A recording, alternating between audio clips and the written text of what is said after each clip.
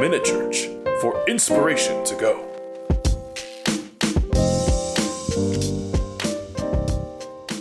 What is the biggest threat to mankind? A warm earth or a cold heart? Welcome to Minute Church. I'm Pastor Crespo. I want to talk to you today about this. I've been hearing a lot about this so-called green agenda, this green movement.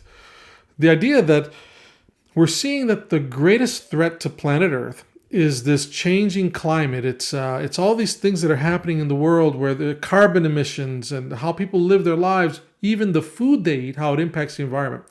And politicians and people who have put this on their heart are really pushing this. And you hear a lot of talk about this, so much so that they're pushing different rules in the halls of government. It's even one of the reasons why our gas prices are so high.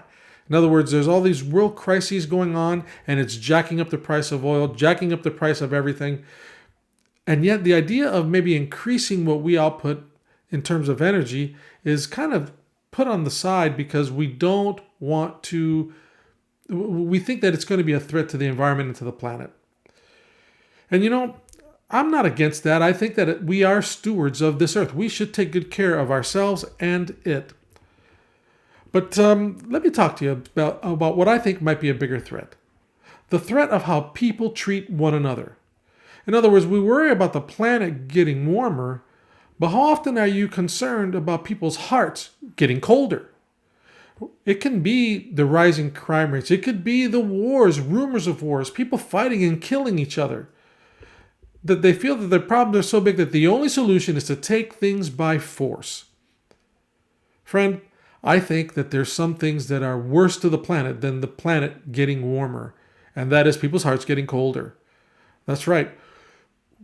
You know how they say that you can save the planet one step at a time by maybe throwing out that that item in the garbage as opposed to on the ground? Or maybe you shouldn't drive so much. Maybe you shouldn't eat certain foods that require a lot of energy to create. But you know what? I'd like to say that maybe we need to focus on saving the planet, or so should I say the people in or on the planet. Let me share what the Bible has to say about this. In Romans 12, 17, 18, this is just some real good, simple guidance. The Bible says, "Recompense to no man evil for evil.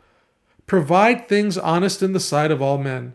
If it be possible, as much as it lies in you, live peaceably with all men."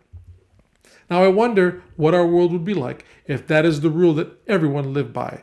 If we were trying to be kinder, trying to be gentler, rather than demanding our rights, that we try to look out for others.